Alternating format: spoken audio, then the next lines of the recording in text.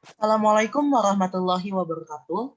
Perkenalkan kami dari kelompok 8. Nama saya Adinur Islam. Nama saya Zalfa Dianti. Nama saya Servia Setiasa. Nama saya Putri Hairunisa. Dari kelompok 8 ingin mempresentasikan dari buku bab 6 dan juga bab 7. Silakan. Yang pertama itu ada model dasar komunikasi. Kunci dari model komunikasi ini adalah proses pengiriman dan penerimaan yang terjadi secara terus-menerus. Pandangan umum dari model komunikasi ini yaitu bagaimana semua komponen yang terlibat memiliki suatu pesan yang akan diberikan kepada orang lain. Ini menjelaskan bahwa model komunikasi transaksional memiliki karakteristik di mana masing-masing memiliki sesuatu yang ingin disampaikan. Ada semacam pertukaran pesan yang terjadi secara berkesinambungan. Selanjutnya ada distorsi dalam komunikasi. Yang pertama itu ada komunikator individu, kedua pengodaan, ketiga pesan, keempat saluran dan media, kelima komunikator individu, keenam penerimaan, dan yang terakhir itu interpretasi. Selanjutnya ada apa yang dikomunikasikan selama negosiasi.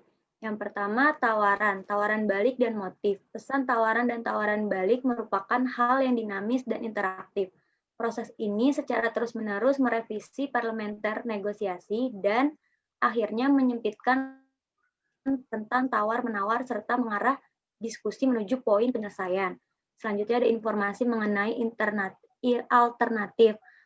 Aspek penting dalam konteks ini adalah bagaimana kegiatan dengan pihak lain memengaruhi proses negosiasi. Selanjutnya ada informasi mengenai hasil. Negosiator harus berhati-hati mengenai hasil pembagian, hasil mereka atau bahkan reaksi positif mereka terhadap hasil dengan pihak lain. Selanjutnya ada akun sosial. Akun sosial digunakan negosiator untuk menjelaskan sesuatu kepada pihak lain, terutama ketika negosiator perlu untuk menjustifikasi berita buruk. Yang terakhir ada komunikasi mengenai proses. Di sini maksudnya beberapa bentuk komunikasi menggunakan basa-basi untuk mencairkan suasana, untuk membangun hubungan antara negosiator.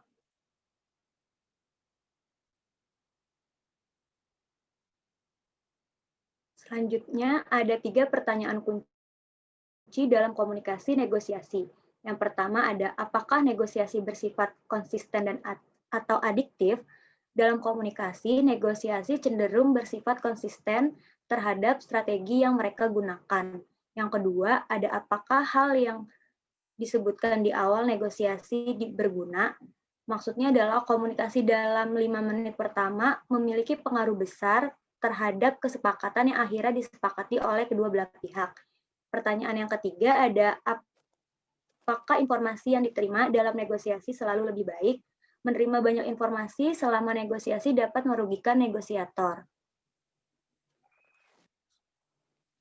Lalu yang selanjutnya ada bagaimana berkomunikasi dalam negosiasi.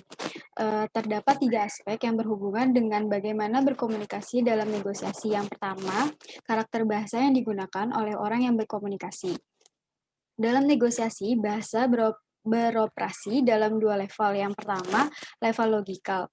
Yang kedua adalah level pragmatis. Makna yang disampaikan oleh proposisi merupakan kombinasi antara sebuah pesan logikal yang ada di permukaan dan beberapa pesan pragmatis, misalnya diisyaratkan atau disimpulkan.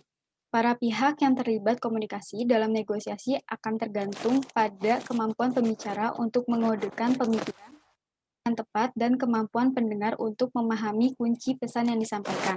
Lalu yang kedua adalah penggunaan komunikasi nonverbal. Ada 3 attending behaviors penting dalam penggunaan komunikasi nonverbal, yaitu yang pertama ada kontak mata. Kontak mata merupakan salah satu cara untuk menunjukkan bahwa Anda memperhatikan, mendengarkan, dan menghormati lawan bicara Anda. Yang kedua ada posisi tubuh.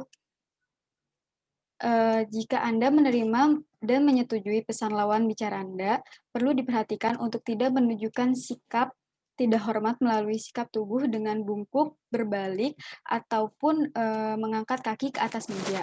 Lalu yang ketiga ada mendukung atau menolak apa yang dibicarakan oleh orang lain.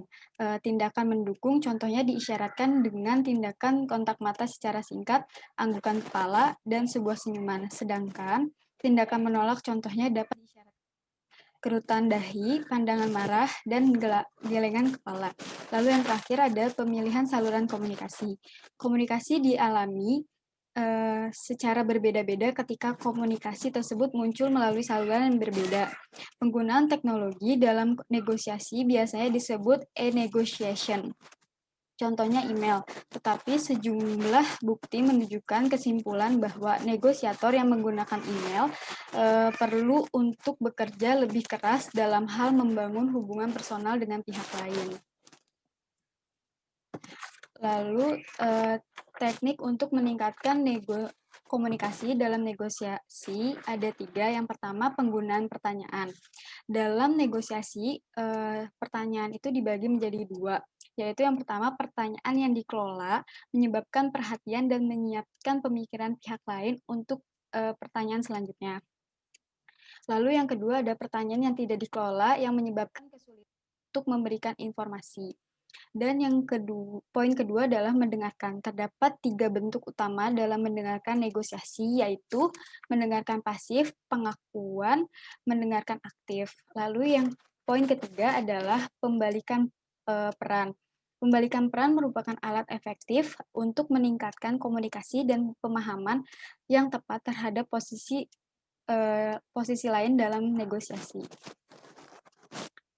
Lalu selanjutnya ada 2 aspek kunci komunikasi dalam komunikasi dan negosiasi. Yang pertama, menghindari kesalahan fatal. Kesalahan fatal dalam mencapai kesepakatan negosiasi pada umumnya melibatkan pembuatan keputusan untuk menerima tawaran, mempromosikan prioritas untuk bertukar masalah dengan pihak lain untuk mengombinasikan tahap-tahap tersebut. Lalu yang terakhir ada berfokus terutama pada negosiasi penjualan, memiliki saran spesifik mengenai komunikasi di sekitar akhir negosiasi oleh pihak yang tidak berpartisipasi dalam proses tawar-menawar tetapi memiliki hak atau tanggung jawab untuk meninjaunya.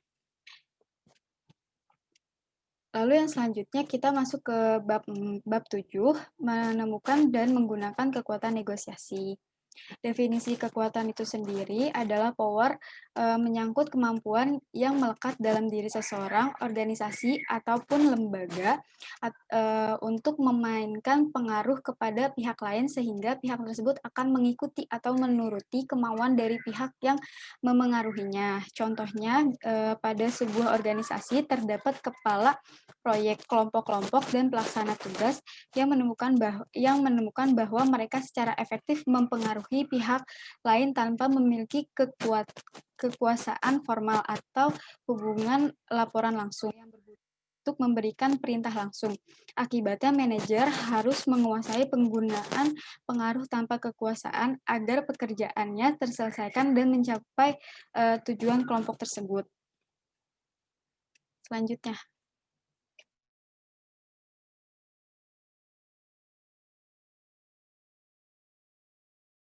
Selanjutnya, mengapa kekuatan penting bagi negosiator? Pada hakikatnya, para negosiator memerlukan kekuatan atau power untuk menjadikannya memiliki keunggulan ataupun kelebihan dibandingkan dengan pihak lain. Keuntungan dari kepemilikan power ini dimaksudkan untuk mendapatkan bagian-bagian dari keinginannya dari hasil negosiasi.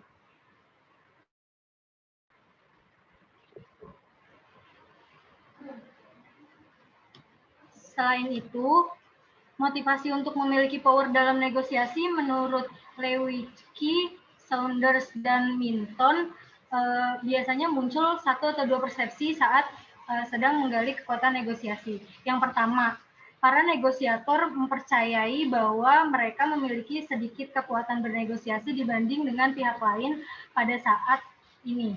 Dalam kegiatan ini, para negosiator mempercayai bahwa pihak lain telah memperoleh manfaat yang akan digunakan. sehingga para negosiator tersebut menggali kekuatan untuk menutup kerugian atau mengimbangi keuntungan lainnya. Yang kedua, para negosiator mempercayai bahwa mereka membutuhkan kekuatan lebih dibanding pihak lainnya untuk meningkatkan kemungkinan memperoleh hasil yang aman. Dalam konteks ini, para negosiator percaya bahwa menambahkan kekuatan diperlukan untuk menambahkan atau memperoleh manfaat bagi dirinya sendiri dalam bernegosiasi selanjutnya. Next.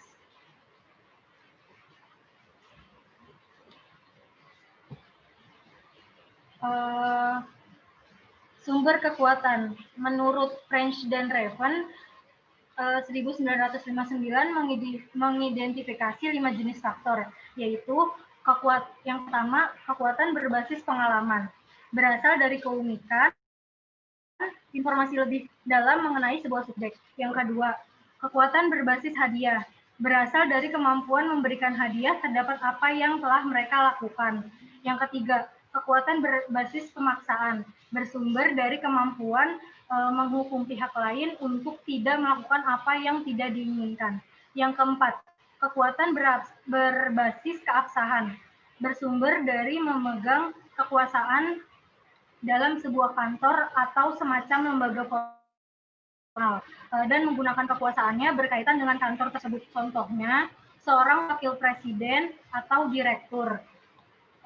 Yang kelima, kekuatan berbasis penunjukan. Berasal dari tanggapan atau rasa kagum terhadap satu pemerintah karena alasan kelakuan personal, integritas, dan gaya interpersonal.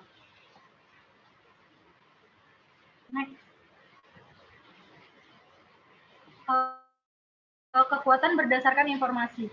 Dalam konteks negosiasi, kekuatan informasi dapat dianggap sebagai sumber paling umum dari kekuatan, berupa kemampuan untuk menyerap dan membangun informasi yang kemudian dapat dipergunakan dalam mendukung posisi, argumen-argumen yang ingin disampaikan, serta hasil yang ingin dicapai. Kekuasaan informasi bersumber dari kemampuan negosiator mengumpulkan dan mengatur fakta-fakta dan data-data yang mendukung posisi mereka, informasi, pendapat-pendapat atau keinginan terhadap hasil. Para negosiator memungkinkan menggunakan informasi sebagai salah satu alat untuk menentang pihak lain atau keinginan menghasilkan atau merusak keefektifan pendapat yang dilontarkan oleh pihak lain.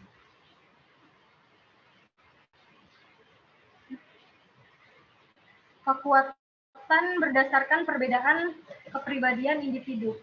Yang pertama ada orientasi psikologi.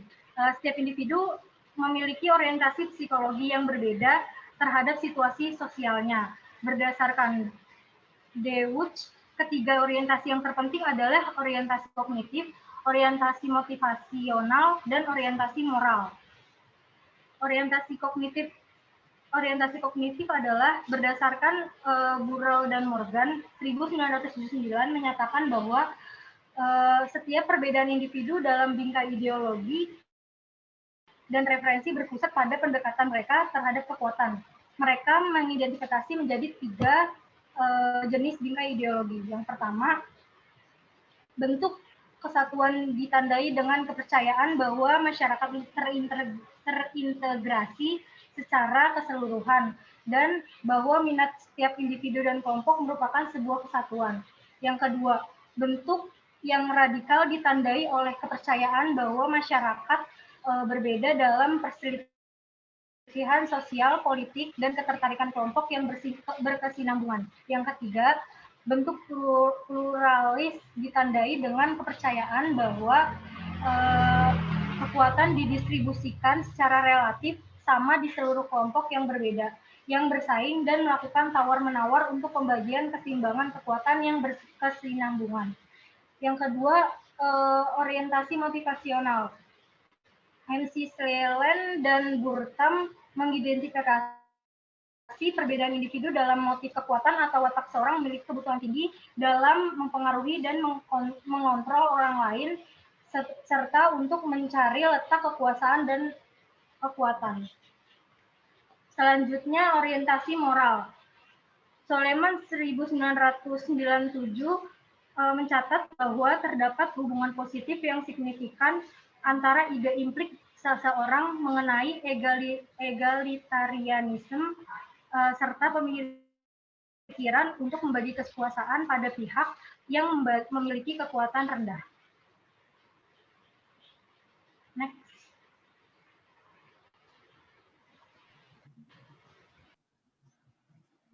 Selanjutnya ada kekuatan berdasarkan hubungan. Hubungan dan saling ketergantungan tujuan adalah sumber utama kekuatan dalam negosiasi gaji. Bagaimana partai-partai memandang tujuan mereka memiliki dampak yang kuat tentang bagaimana pihak lain kemungkinan akan menggunakan kekuatan secara konstruktif. Kekuatan rujukan berasal dari penghormatan atau kekaguman salah satu perintah karena atribut seperti kepribadian atau integrasi. Kekuatan rujukan sering didasarkan pada pengalaman yang menarik, masa lalu, senasib, atau keanggotaan dalam kelompok yang sama.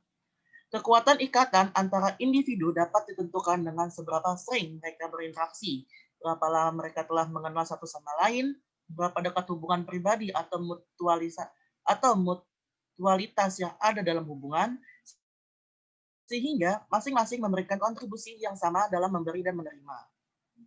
Selanjutnya, beberapa aspek struktur jaringan yang menentukan kekuasaan dalam peran. Yang pertama adalah sentralitas, kedua kritikalitas dan revalensi, yang ketiga fleksibilitas, yang keempat visibilitas, dan yang terakhir keanggotaan dalam koalisi. Next. Kekuatan internal. Di dalam kekuatan internal terbagi beberapa hal. Yang pertama, mengatasi tekanan. Yang kedua, berpikir positif terhadap diri sendiri. Ketiga, menentukan pilihan dan mempertanggungjawabkannya. Yang keempat, mengalahkan kekuatan dan kekhawatiran. Yang kelima, percaya sepenuhnya pada apa yang kita ucapkan dan tetap berkomitmen untuk mewujudkannya. Yang keenam, mencari kesempatan untuk melakukan manuver atau melakukan tindakan secara taktis atau tepat. Selanjutnya, strategi yang menggunakan kekuatan dengan pihak yang lebih kuat. Yang pertama, jangan pernah melakukan perjanjian jika tidak sama sekali pintar memvariasikan resiko dengan cara melakukan negosiasi tidak hanya pada satu pihak. Yang kedua, buat pihak lain lebih kecil, berhubungan langsung dengan individu ataupun departemen yang berbeda untuk dapat melakukan diversifikasi hubungan. Yang ketiga, buat diri Anda lebih besar, melakukan koalisi dengan pihak berkekuatan rendah lainnya. Yang keempat, bangun momentum dengan melakukan penolakan dalam second, membuat kesepakatan awal yang dapat memperkuat hubungan dengan pihak yang lebih besar. Yang kelima, gunakan kekuatan kompetisi untuk mengungkit kekuasaan, menawarkan sesuatu tidak hanya pada satu pihak, tetapi banyak pihak. Selanjutnya, 6. Dasar diri Anda sendiri, membuat batasan untuk diri sendiri tentang cara yang dapat dilakukan dengan siapa kita berbisnis. Yang ketujuh, informasi yang lebih baik selalu merupakan sumber kekuasaan, mencari dan mengelola informasi untuk mempermudah negosiasi. 8. Ajukan banyak pertanyaan untuk mendapatkan lebih banyak informasi. Yang kesembilan, lakukan apa yang Anda dapat untuk mengendalikan proses tersebut. Berusaha mengendalikan proses negosiasi untuk memperoleh keuntungan. Sekian presentasi dari kelompok 8. Lebih kurangnya kami mohon maaf apabila ada kendala ataupun noise yang lainnya. Semoga materi ini bisa digunakan dan bisa untuk dipelajari dan dipahami untuk teman-teman semua. Terima kasih.